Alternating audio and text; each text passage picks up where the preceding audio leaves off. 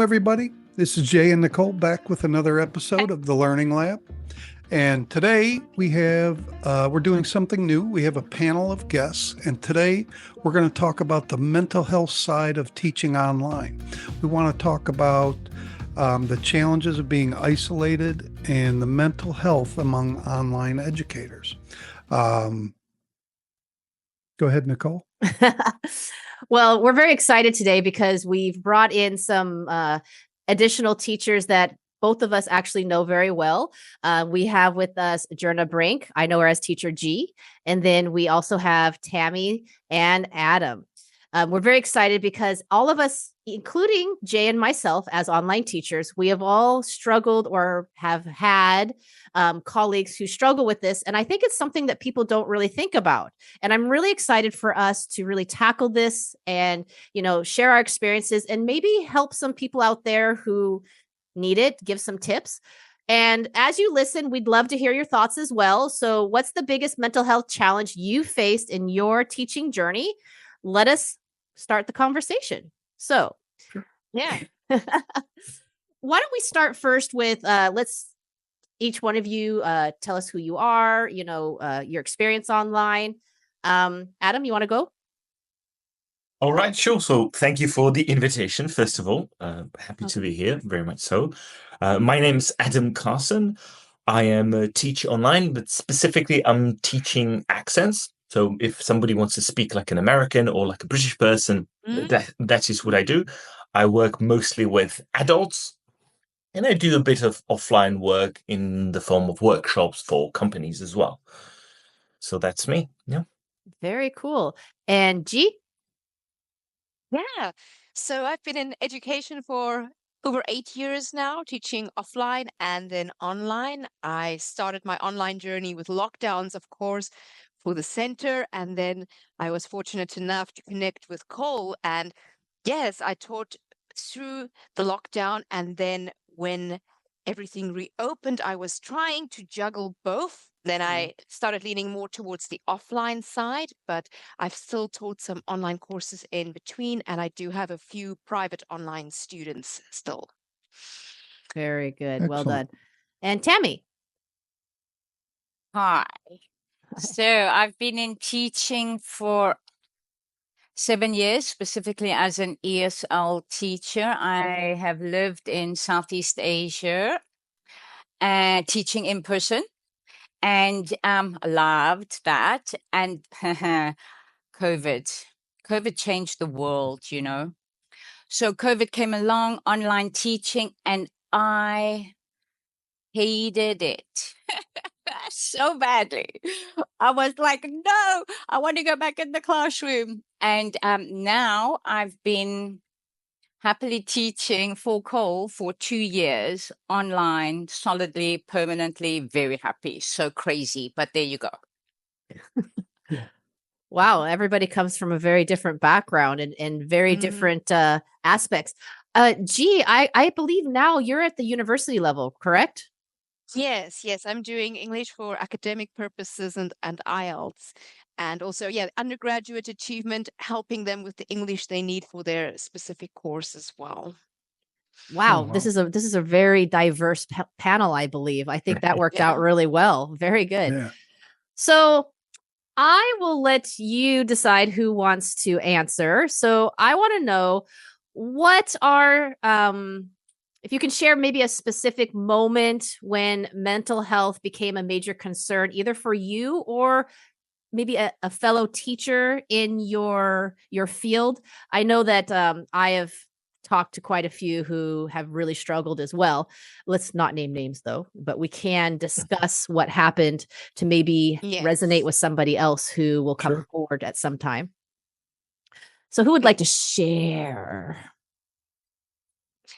Oh, now it gets quiet. To go first? Oh my gosh! I feel like I need to do the eeny, meeny, miny, mo like I do my students. Yes. Okay. Do we have one of those spinning wheels? Right? No, Gadna's already talking. Go, Gadna, tell us. Okay. So what was particularly challenging, I think most of us can relate during COVID, was the lockdown, the transition, and the isolation of not having in-person interactions. Now, we think we're getting enough social interaction online, but isn't quite the same. And I think another thing that affects our mental health more than we realize is the lack of physical movement. So when we're sitting still, when we're staring at a screen, that puts a whole different kind of stress on our body, which in turn puts a stress on our mental health. And yeah, one of the most important things we can do is to prioritize exercise as online teachers. But not everybody likes to exercise. Yeah. What Can't you only know, do the things that you like, though. oh Yeah. I Mom, was going to stop. say that. Read a good book, brother. You know. Yeah. Well, she has a valid point, though. I think because we are now in our house, in our office, in our house, even that small amount of, exercise or outdoor air that we get just walking to the car, driving through the city, town, or roads, and then walking into the school. I mean, I think we actually really undervalue even just that movement. Yeah. Right. Yeah. We're walking from class to class, walking around the classroom, going and talking to your colleagues. So I think it's a valid suggestion in the fact that Sure. the movement is on the extreme limited now. I mean, that's how I Right. see it. And I'm not one to talk because you want to ask how much exercise I get. Don't your geese chase you around? Oh yeah, the She has geese. geese. You have geese. Okay, G doesn't know that when I moved down south, I actually had to leave the geese up Oh. north because of the ferry. But we're getting them again. Don't worry. Oh, yeah. We Are will you have bringing a your fiesta geese too. with you? Oh, that's so cool. I know, right? Yes. For me, I come from the countryside, so I like farm life, and that's why we moved back onto a Mhm. farm. So my exercise would be going outside and taking care of our animals. Yeah. And for me, that's made a huge difference because I literally live in these four walls of this little itty bitty room, and after a while, you get kind of cabin fever. Yeah. You know, Mm. you mentioned COVID. Mm-mm. During COVID, for me, it was really tough because my office was in a room in the house that had no windows. Ooh. And I had a lot of business during COVID. I mean, I was teaching way more hours than I wanted. And I remember I had like 3 hours circled on my calendar that were like 10 days away where I would actually get to leave the house. And it didn't happen because somebody had to come to the house to do some work and I had to be there. And I was so beside myself over that. But I find the online teaching in general to be extremely isolating. I I live in the Philippines like Nichole does, and I just, I just don't go out much. I don't go out much, and I find this really isolating. And I have to, or my wife has to drag me out of the house to make sure I get out um, a few times, once in a while. What about you, Tammy? What has been your experience with transitioning from, you said you used to be, in person, and then you're online, and I know you work a lot of hours for me. So, what's been your experience with that? Well, if podcast people could see me giggling away, listening to you telling your story. So when COVID came along, I sat up and I was like, but this is my usual life. I'm quite happy not going anywhere, not seeing anyone, not talking to anyone. I mind my own business. I'm very happy. The only time I leave my house is actually if I'm going to work. And so then COVID comes along and it's like, stay in your house. I'm like, yes, I'm so happy. And then I kid you not, I was so excited. And then they have these stickers on the floor. You can't stand so close to me. You need to be over there. Thank you, Jesus, that they're not touching me. So it worked for me. I'm sorry. COVID was like 3 long, hard years for the rest of the world. And Tammy was like, I'm so happy. Okay, I have to admit the social distancing was my best friend. I don't know what it is about being in Asia in general, but especially the Philippines, but there is no personal bubble. I don't know about the rest of you guys, but like Americans, we have a bubble. In Vietnam, We the same. don't touch each other. When we're in line, we naturally Yeah. give spaces. Even when we sit in Yeah. a bus, like we have space.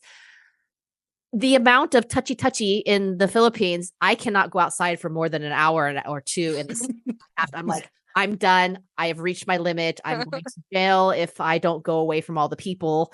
So the social distancing was my best friend. I agree with her on that one, 100%. 100%. What do you think, I'm a Ad? very sociable person. Yeah. So for me to stay indoors and to not hang out with people, it was really challenging. I like to go out and socialize. So yeah, that was tough. I can vouch for that Yes, for you. Adam. What about you, Adam? Well, I'm thinking about the time of COVID, and I kind of welcomed it, but for different reasons, I suppose. I was teaching. First of all, I spent 6 years in Southeast Asia. I lived in Taiwan, and then I decided to move to Europe, to the Czech Republic specifically.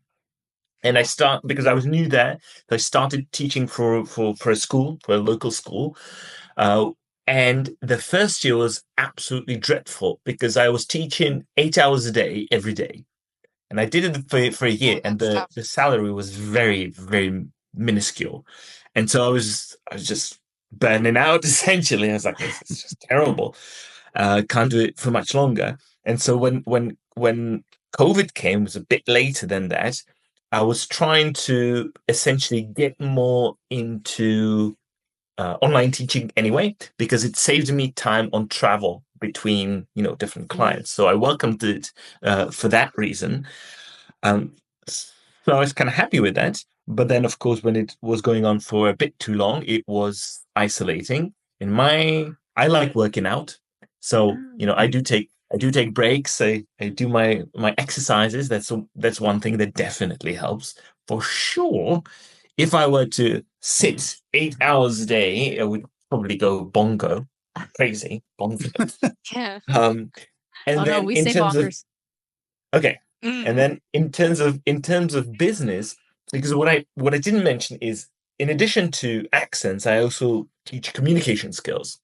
So when you have a presentation, you need to have a negotiation with somebody, I can help you out with that as well. And so I decided to basically start doing offline workshops where I would invite people to come and learn.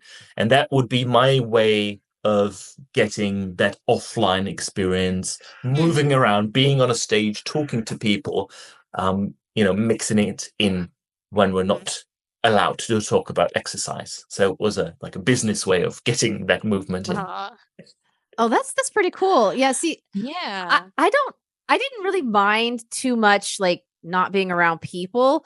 What bothered me is not that I couldn't go outside, was that I was told that I couldn't go outside. So that was like, that was my problem. That was a big thing. Right? Yes. Yeah. Right. The boss of me. I can, those memes where they said, can you stay on this deserted island for a year and make $1 million? I'm like, no problem. But the being told that I can't, well, see, what a lot of people don't know about me is one of my hobbies is I ride a very large motorcycle. So I ride a big bike. Chopper. And so Z900, Kawasaki 900. It's actually 946 cc's. So it's quite large. For here, the Philippines, especially. Yeah. Because they consider a big bike like 200 cc's. It's funny. Right. And I'm like, that's what my kids trained on. Yeah. Whoops. They see me rolling. Right? They say. So the fact that I couldn't just go out and, crack on, it was like, it was not cool. Other than that, the social aspect, not too terrible for me. It was being told that I couldn't when I wanted to. I think that was the big issue for a lot of people with COVID, to be honest, was that it wasn't really being home because you had your family. Well, Yeah. you know, first of all, some of us don't get along with our family, but you know, it was more of you couldn't go when you wanted to. And that was the mental, for me, that was the mental Yeah. trigger. Yeah.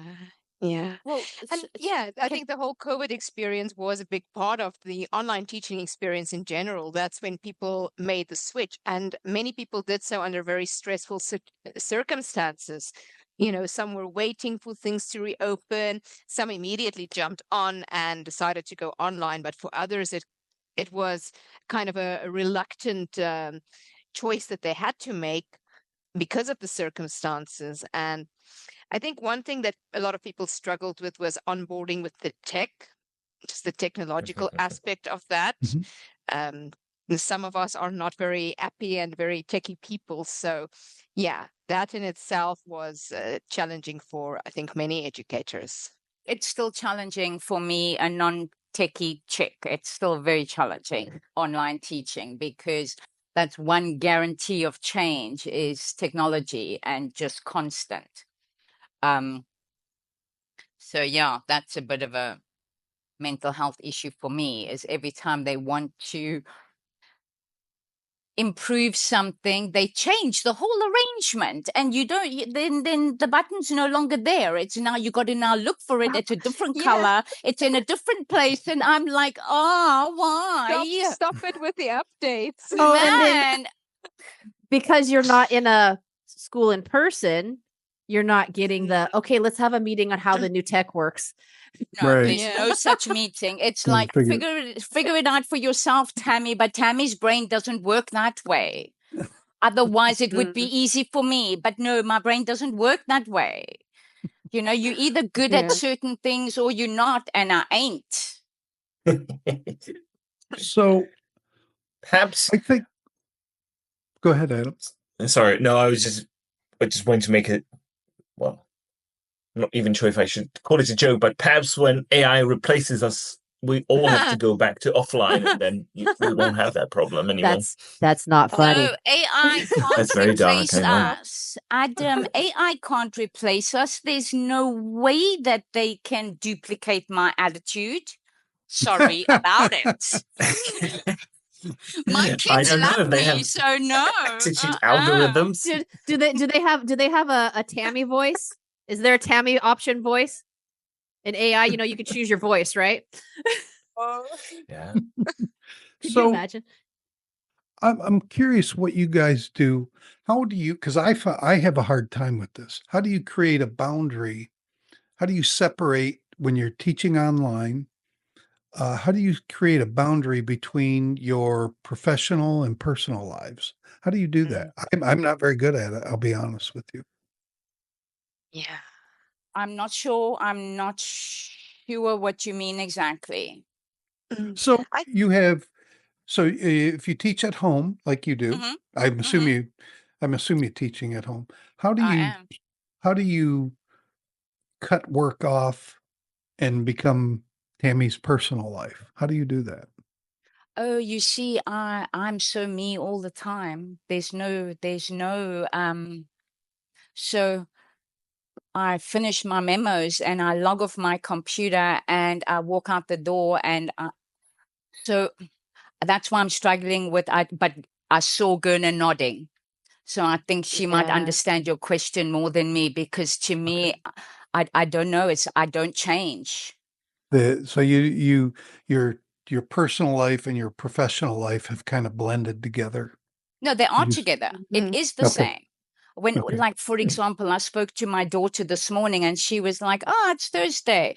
How are your classes today?" And then I rattled off the name of my students today and the lessons planning that I was going to do. And so for me, I think it's all part and parcel of who I am, if that makes sense. Okay. Maybe I'm Good. annoying. Maybe I'm So annoying the- because I'm always teaching.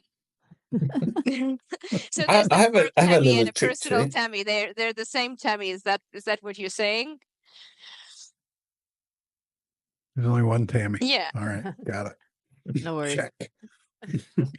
Mm. I have a little trick to it that I use, which is change of clothes.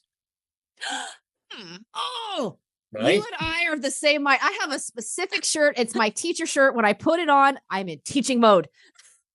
It There even you What go. a says great Exactly. idea. Nichole's English What a teacher. really good I idea. only actually. wear this when I'm here. It's like my teacher hat, but physical. It's a complete mental Mhm. shift when I put it on. Sorry, I didn't mean to take Mhm. over.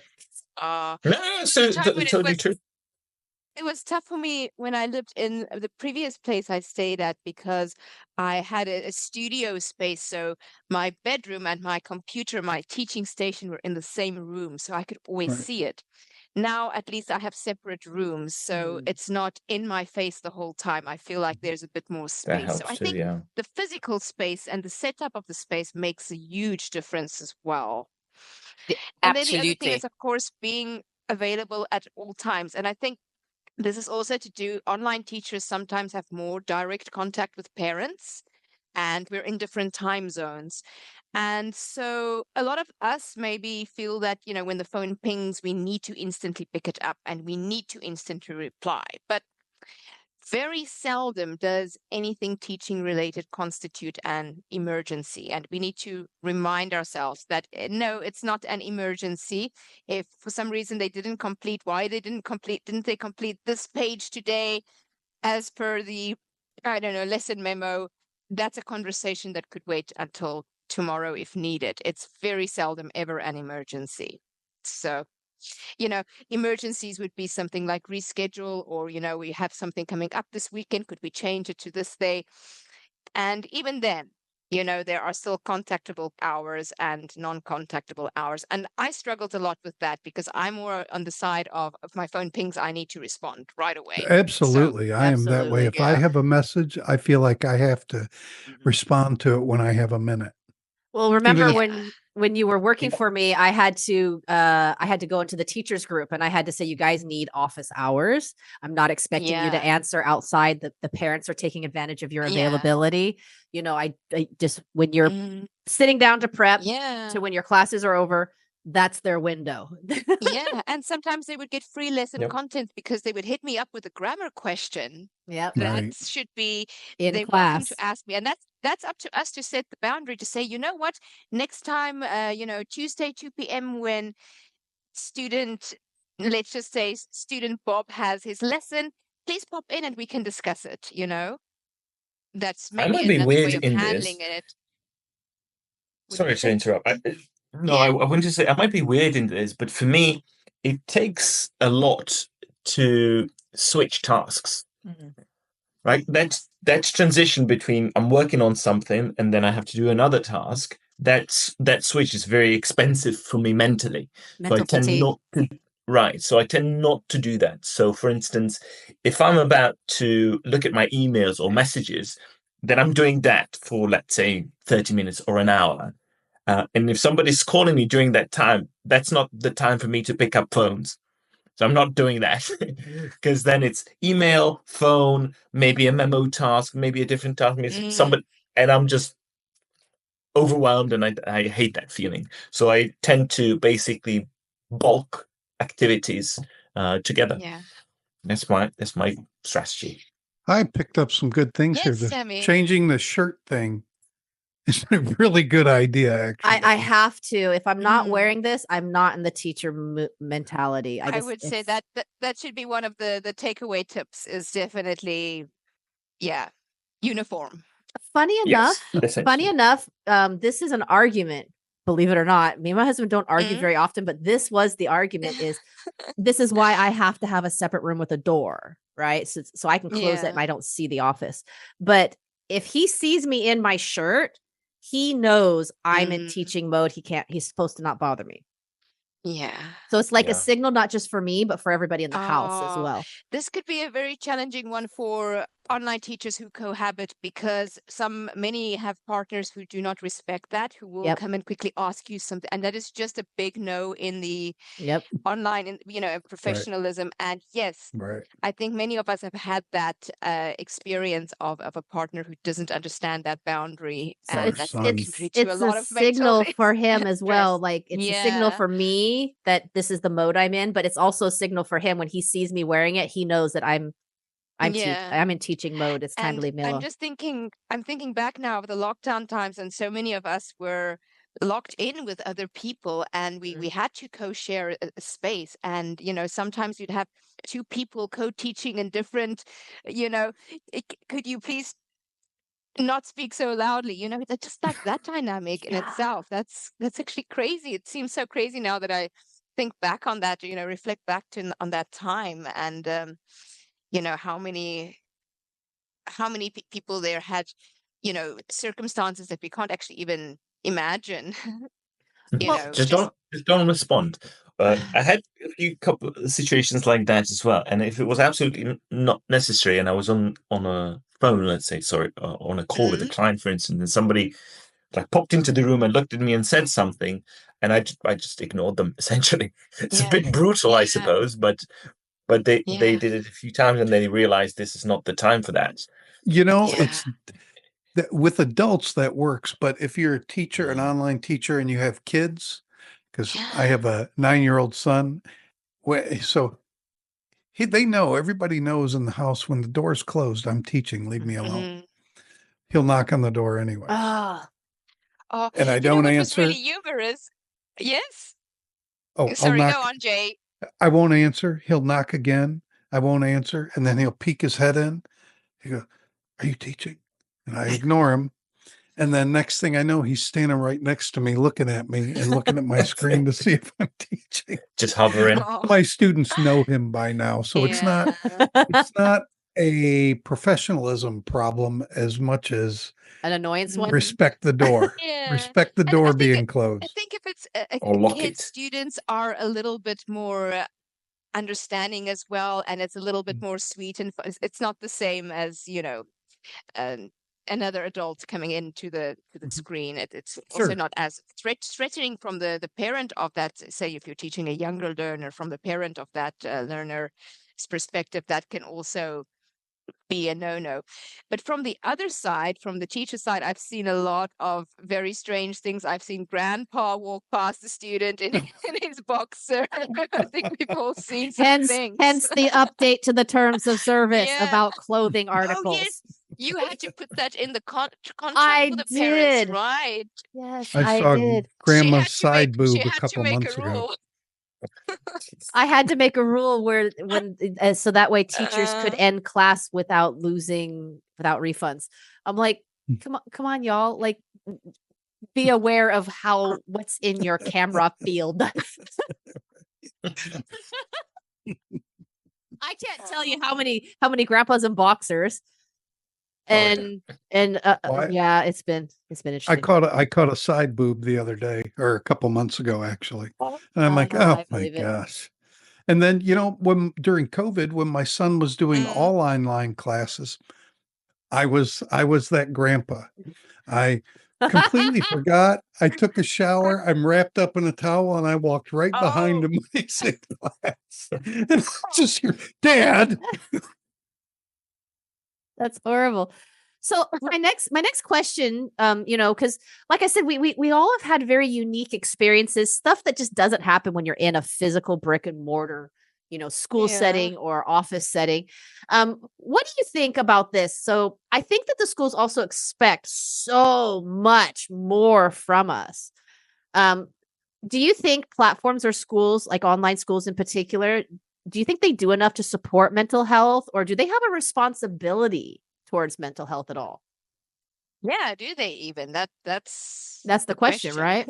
Yeah. I mean, if you're working for one of these online schools, you're just a contractor. I don't think that's the onus is on them. I think we have to take care of ourselves. Well, that brings me to my next question, because I actually agree with you, because I think a lot of people forget that when you're an online teacher, 90% of the time, even if you're working for an online company, you're working as a contractor. So you're still self-employed.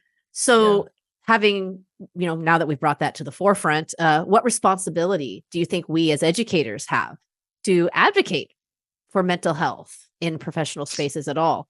Yeah.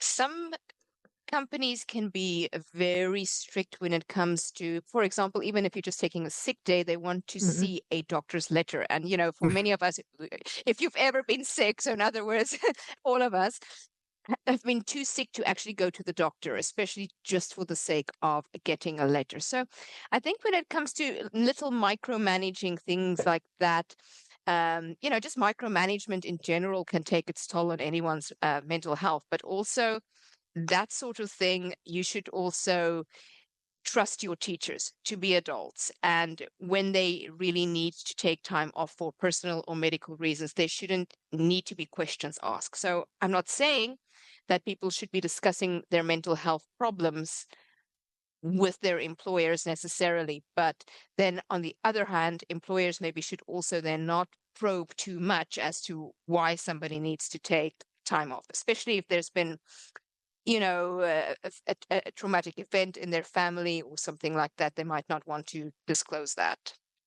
I've Right. always You been a know, big advocate of, take care of yourself first. You know that when you guys are sick or something, I've always let you Yeah. guys take time off. And Family's always Cole first.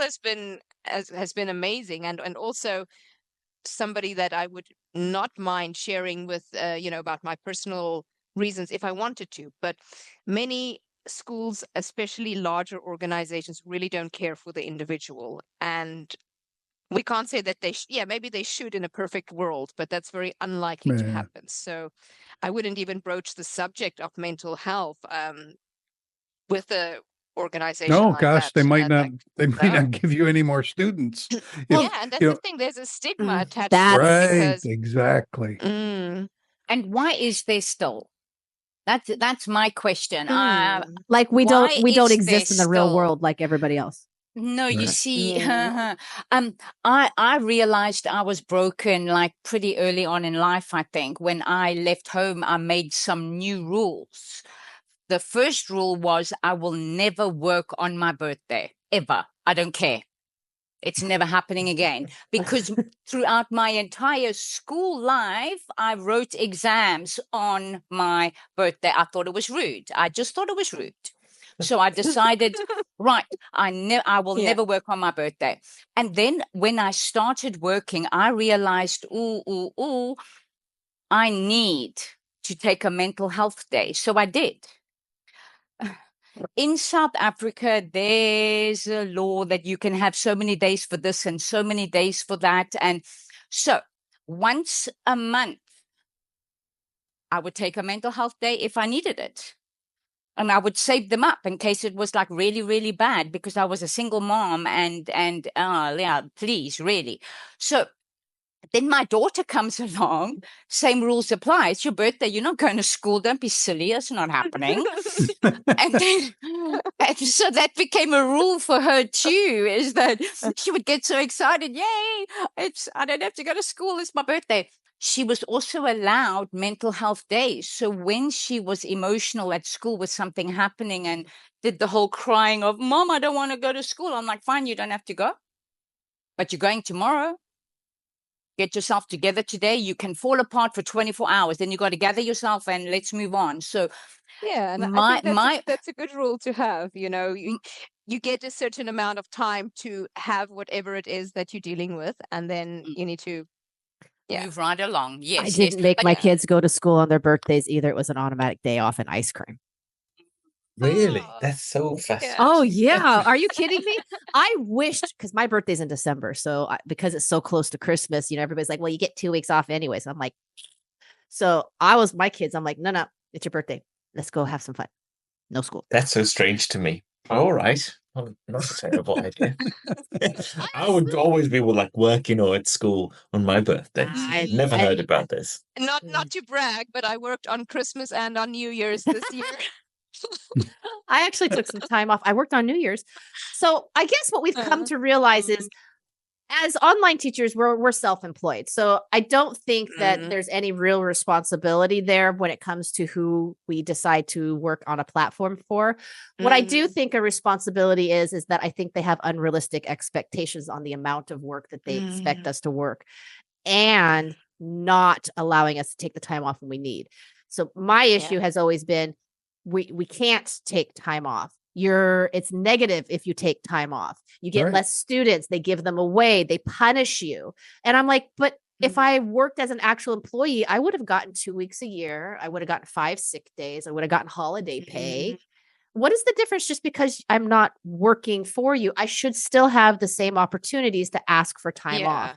And I think that's the disconnect that we should advocate for. I think that's where the mental health comes in.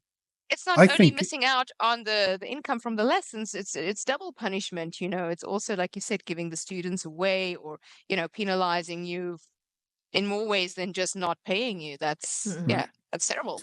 Shocking. Even the because this is one of my pet peeves, when somebody infringes on my little 5-minute or 10-minute breaks in between the classes. I don't give that time away anymore. I do not give it. I end the class. There's a couple that drive me crazy. There's a industry standard now has really come along. Remember back when it used to be you had to do the full 30 minutes and the full 60 minutes, like every place you worked for. And then it became, you got the 3 minutes, and then it was 4 minutes. And now it's really come down to what we've asked for, is the 5 minutes for the half hour and the 50 minutes for the 1 hour. So you get that passing time to finish up what you need to, go take a pee break, whatever it is you need to do, blow your nose, But there are still, and I think this is a big disservice, there's still a few schools that are following that old model. If they're doing the full 30 minutes, the full hour, and if you want a break, you have to literally don't have a bathroom break. That's right. They expect you to be to miss an hour of pay or a half hour of pay. And I'm like, I only need 5-10 minutes to go to the bathroom and come back. I mean, come on. Yeah. I can even eat dinner in that time. I can. Intravenously. Yeah. Just push it in. Yeah. That's so funny. No. You just have some. James, can you please make me a sandwich? That's what we need. Where's the butler? Where's that butler when you need him? Right. He's on a mental health break. So why do you think teachers are so afraid now? I mean, it's 2025. What do you think is holding back teachers ultimately from speaking about mental health challenges? Yeah, I think one thing is because parents entrust us with their children. They think of people who have a mental health challenge as somebody who's going to snap and go psycho and maybe yell at their kid or have inappropriate behavior. And that's the whole irony, is if our mental health is respected and if we do get to take the time that we need, then that is less likely to happen, right? So it's kind of ironic, but yes, I think the big thing is because we're supposed to always keep it together so that we're safe people for their children. In my Maybe you should experience, snap at the children sometimes, no? You were saying, Tammy, in your experience? I forgot what I was saying. I didn't hear what Adam said. He said, I was just suggesting that maybe sometimes you should snap at your students. I did today. I said to my student today, listen, would you like us to end this lesson and I'll just teach your brother? And he looked at me and he said no. And I said, well, first of all, the way you're behaving is shocking, brother, like really. So either be in the class or out. And the next minute the duvet was off and he was right there. And I was like, okay, now we can carry on. So, so no, listen, I'm me all the time. Like I said, no, if kids are misbehaving, they get spoken to going, oi, no, what are you doing? That's just not nice.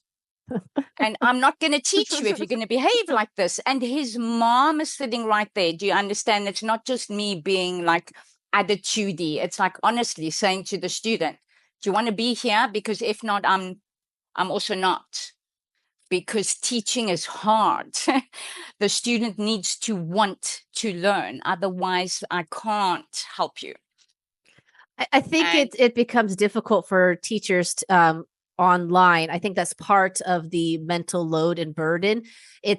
We're not there to enforce, hey, it's time to sit down, pick up your pencil. It's time to work. I'm not your mom. Yeah, I'm not your mom, right? But at the same time, parents are there expecting us to take care of something when they're right there. Because discipline starts at home, but they think discipline starts at school. And that is a big, big disconnect between teachers and parents. I think it can cause a little bit of mental strain because you want to do well for your students. And yeah, I think it can be an issue where, the students misbehave in class. Where do we start? Where do we go? Who do we talk to? But Yeah. really, when it comes to mental health, I think what G is saying is correct, that they look at us as somebody who's not safe to be around. And I think that's where the stigma comes in. I just remembered what I was saying about that is that also in my experience of teaching in Southeast Asia, they really do hold teachers to a higher standard, just naturally. Oh, yeah. Yeah. Because you are a teacher, you are naturally just like put on this pedestal. Yeah. And You can't be seen at the grocery store crying. Yeah. And, yeah, parents, what you down see bad crying here, at the gym, you can't be doing any of that. what, you want to say, hey, parents, what you see here when we're in class, this is a big facade. No, we're ready to crack at any minute. Right. Sometimes Yeah. we need that 5-minute passing time to like, Oh. 5 minutes to cry. okay, collect myself. Okay, let's go. You have no idea what's going on 5 seconds after this class. You have no idea. Oh my goodness. Yeah, I even, that's funny that you said that, because even adults, like parents, the respect issue is a bit different in different areas of the world. And I'll even be called teacher, like even when they message me teacher, and I'm Right. like, cool. That Yes, I right. am. Yes, I am, For right? those that don't know, but for those that don't know, let's explain, Cole. The name teacher on its own is the same as someone calling you doctor. Right. Doctors Title. are qualified, high up their people. So when someone addresses you as teacher, that's what they're doing. They're like, hey, president. I think it's because they value education so much. Yeah, it's a very big cultural difference. I think Yeah. some countries definitely put a higher value on teaching as a profession, and it also shows, it reflects in the students in their academic performance as well. As Or well as they're the salaries. Yeah. Well, also the amount of online lessons they're willing to pay for to get their child ahead. To give you a contrast, here in Czechia, in the Czech Republic, there's a saying, and the saying goes, whoever doesn't know how to do whatever teaches. I've heard that one before. We say that back home too. Oh, yes, Which yes. is just quite different than Southeast Asia or, Asia in general. We phrase it differently. Those we who do. can't teach. Yeah, those who Right. can't There Those you who go. can, Yeah. those who can do, those who can't teach. teach. Yep, that's what we Yeah. say. That's yeah. And it's Right. funny No. because in our country, teaching has been extremely devalued. It's to the point now where teachers are leaving in droves, and even like teachers here from the Philippines are now being brought in by the Right. truckload to the States. US Yeah. to fill in the gap, because our teachers are leaving like it's on fire. Well, the whole world came to this conclusion during COVID, short-term memories, I think everybody is taking some sort of something because they all forgot. It was all, oh, thank you to the nurses and the medical workers, and oh, you're so brilliant, and the hours that you work in, and you should be paid so much more. Have they increased the nurse's salary? No. What about the ambulance people? No. And oh, teachers, praise the Lord for teachers. What would our kids do not being able to go to school? Teachers are so undervalued. Hello, are you paying the teachers? No. Yeah. So I think that's when they also realize that teaching is also child minding. Yeah. And, for many parents, even with their kids at home, they were just so relieved to put the kid with somebody else on a screen for an hour so that they can Get also things have done. their mental health break. quickly have a bath, without the kids Yeah. there. Yeah, I'm a glass of wine. Yeah. So, do you guys have maybe any simple suggestions that some of our teacher listeners can maybe implement, Everybody- use? Everybody give one. Yeah. Oh, there we go. That's a good one. You start, Jay. He who gets the vision gets the job. Okay. My health tip would be learn how to say no. That would be my Nice. Absolutely. learn how to say no. You've got to really work hard to say no or not answer that message from the parent Yeah. at Mm. 11 o'clock at night. That would be mine. Yeah. During COVID as well, a lot of people were asking for discounts. And yeah, Yeah. I was a bit of a sucker. And then one day, what really got to me is one of these students who couldn't really afford the lesson, during the lesson, flipped open a box of takeout pizza that probably cost more than what I was getting. And that's just when I would like, not that the kid doesn't have a right to eat, but it was that thing about the values, Value. right? So, Right. yeah. I also deserve to eat. And yeah, that was, and then I decided no more discounts. Right. So for you. value your services, value Mm. yourself. Very good. Very good. For me, it's actually is this. So for me, I have a mental signal for myself of I have to do block times. So I have a time when I'm on and I have a time when I'm off. I have actually saying for this that I can't say on the podcast, but hey, when I'm on, I'm on. And when I'm on, Say it. Say it. are you serious? No, don't. I have no idea what the saying is. Basically I say Maybe when not. I'm on, and when I'm off, off. So I've learned this, but I've learned it the hard way because I really became just overwhelmed to the very extreme. So this is my signal and my family's signal. When this comes off, I'm done. I answer the phone for a select few people that I consider more than just either an employee or a parent. They've been with me long enough to be a friend. But when I'm on, I'm on. When I'm off, I'm off. That's the boundary I have to have. Otherwise, that's my tip. Yes. What do you got, Adam? Not to put you on the spot. No, that's But- fine. I'm putting you on thinking the about spot. two things. One would be exercise, even if it's Yeah, I second that. five push-ups in those 5 minutes, whatever. The other one that I was thinking about was make sure that whatever you do, it's worth your time. Meaning, if your parents, if parents want to contact you, make sure that your hourly wage covers that, or have an extra fee for being on WhatsApp or whatever. Yeah. Like if it's bothering Yes. you, and if you're not being paid for it, then don't do it. If they really Yeah, want so to contact you, charge them. above and beyond services warrants above and beyond pay. So, and I like that idea of having an extra added on subscription to, Right. to You got have that. that kind of access. You Coaches can't- do that. I do coaching you as couldn't- well, and coaches do that. You couldn't Jay? bill them every time they send you a message, but you have to work it into their package before. Yeah. You can make it a package upgrade where it's Cool. only email Yeah. access or it's Cool. social media. Yeah, like it's in when we're talking about communication skills and negotiation skills, there's a technique called accusations audit.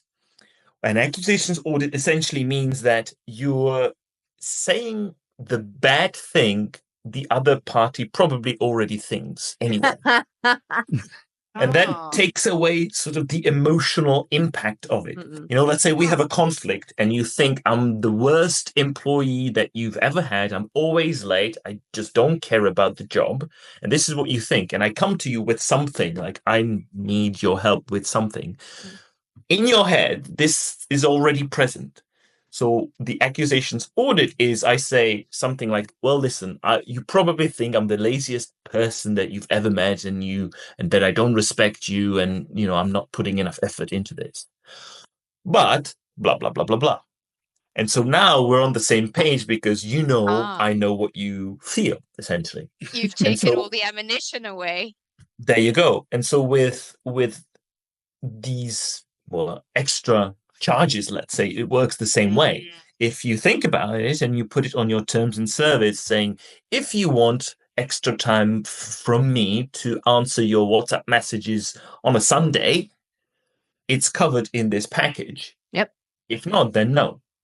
But Jay's right. You can't make it really, in the moment. It's like you have to be. No, it's part of a package. It has It's to be a free, yeah. It's Right. like when I do like the homework upgrade, and I've also recommended to a few teachers, wish I had thought of it before I offered it as part of my service. Ha ha ha. Is like videos, right? The recordings. I personally think that you should charge extra for providing those, because of the storage fee incurred and the curation fee incurred. But a lot of us do for homework, as an example. If you want if you want a regular teaching package, fine. If you want to upgrade to include homework, there's an extra fee that's added onto your package, and I do that actually. So yeah, some people will do, especially coaches, they add a fee for if you want just the regular email access, or do you want direct social media access where they will get back to you within a certain time frame that's direct and personal. Yeah, I mean, it's attention economy, right? Right? Yeah. Instant gratification is the kind of it's where we live. I mean, look at TikTok. Yeah. Yeah, I like that one. I haven't heard that one before. An attention economy. Yeah. What about you, Tammy? What's your tip, your advice? So, to specifically pick on Adam, he didn't choose one. He actually spoke about 3, and we were supposed to choose one. So the pick on Adam, I hope you feel like a nose, is that you mentioned the one that I was going to. So I've decided what I'm going to do is recap everyone. So, Jay, the Olsen twins were taught by their parents that no is a complete sentence. There's no because, there's no but, there's no and. I'm feeling bad, I can't do it. No. Complete sentence. Yes? Love that. Gonna value yourself. If we don't, how will anybody else? Because people see you the way you actually, And I have such a big issue with teachers undercutting the industry on forums. Sometimes when people are looking for a $3 teacher, I've even commented and saying, please respect yourself, respect our industry. Don't do this. This is devaluing the whole industry. And I take big issue with that. But yes, there will be some people, and if $3 is what you're paying, then that's probably the service you're going to get. And that's the kind of teacher, because you wouldn't really want your child to be learning from somebody whose position they wouldn't want to be in. So it's like, don't take advice from people whose shoes you don't want to be in. So why would somebody want their child to be spending time and learning from and seeing as a role model somebody who values themselves at that rate? So that's my little side rant.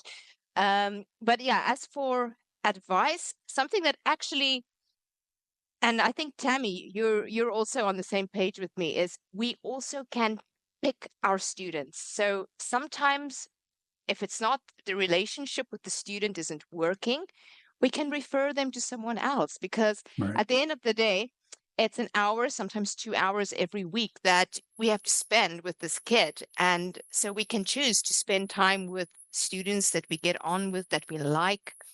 It's fair to them. It's fair to us. And with those that we don't really hit it off, it's perfectly fine to refer them to another teacher that might be a better personality match for them.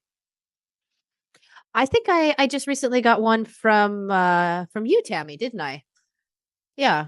So we try to pass them around a bit when we can. I have, and this is true because I think people underestimate the mental tally it can take to teaching the wrong student. Teaching the wrong student. It'll give you anxiety. It'll give you anxiety. Every day you're just like, oh, I have to do that class. Yeah, there's sometimes a student before their class comes up, you just know, oh. And Tammy sets beautiful boundaries when it comes to that. She will not put up with a student, and it's also for their own good, refer a student to somebody else who's a better fit. And yes, I've also had to say, no way, Jose. I think that's a part of the stigma too, though, because people think you're a teacher. How can you say that about a student? And I'm just like, not everyone is for everybody. It doesn't, I'm not saying that this is a bad person. I'm saying that I am not the right person to be doing this class. There is somebody much better. Unfortunately, I have now as an owner, I have had times where I've had to ask a teacher to keep a student for a while until I can move them, which sometimes is unfortunate. But overall, I do try. But I think it's a stigma that teachers feel they can't say no because they're a teacher. We have to love everybody. Child, you know, we can't have favorites, and we have to love all children. No is a complete sentence. The sooner you learn it, the happier you will be. That's right. That's right. All right, you guys. So I think what we came away with today is that we need to advocate for ourselves more. We are self-employed when we are online for the most part. I know there are some that actually work as employees, but for the most of us, we are self-employed, and we need to start valuing ourselves. We need to start taking ourselves into account. We need to start voicing when we need time off, not why, and really putting ourselves in the forefront. I think one of the things that we should also do is a lot of us talk to each other in different groups. I think we should also be a little more sensitive when somebody is showing the signs of maybe needing a break to reaching out, because it is so isolating. Yeah. And also be the support that we need. So offer to cover sometimes, let other teachers know you're available to cover classes for them during this period of, you know. Exactly. Or Gerna, can you teach my classes tomorrow? Right? Can you teach my classes tomorrow, Gerna? Tomorrow. What time though? Actually, what time? All day. All day. I can teach your classes until 6 p.m. tomorrow if you really need it. Just kidding. No, I'm just kidding. But you know, You would never talk to me again if you taught my students. Really? But this is the thing, though. I really think that as isolating as it can be, I think we also need to take advantage of the exact same tools that is making us isolated. Take advantage of those tools to not make ourselves isolated. In-person contacts, if you can't have them, online ones can be just as beneficial if you choose to use them. I know that I have the best friends online that I have ever had in my life since COVID. Online, and I have never met any of them in person. Yes, and I don't know what I would for that as well. That's true. Yes, so I think we're missing a big disconnect there as well. So I think, what do you guys think? Is that what we've come to? That we need to realize that nobody can fix it but ourselves. So we need to value ourselves, own the fact we're self-employed, voice that yes, we need the time off, and reach out to each other to help each other out. Yeah. And sometimes also in the offline teaching environment, many of us are expats, and also new teachers coming in, invite them out for a drink, go do something with them, because they're coming in lonely. They're dealing with the transition and isolation. So be the friend that you needed in your first year abroad. And go first, share first. If you open up first, they'll feel more comfortable to do the same. Be the friend you're looking for. Yeah. All right, you guys. Well, thank you very, very much, everybody. It's been amazing. I really think that a lot of people are going to get some help out of this. I think it was a lot of fun. We got to air a lot of grievances, but at the same time, I think it's letting people see that. I know in my fact, I've had it come up where people have looked at me and like, oh, I didn't realize that. And I'm like, well, there's teacher Cole and then there's Nichole. And the persona that we have to present online is not always what's going on behind the scenes. And I think it's really good that we've been able to show that today. So thank you very much, everybody, for coming on late at night here. And don't forget, you guys, that next week we're going to be talking about setting practical aligned goals across personal and professional life. So we will have a special guest, a life coach and productivity expert will share their favorite goal setting methods to help you make the most of your new year. So stay tuned for our next podcast. And thank you, Adam, G, and Tammy, for coming on and just being so brave and sharing your experiences and really just maybe helping out the next person. Thank you, guys. Thank you.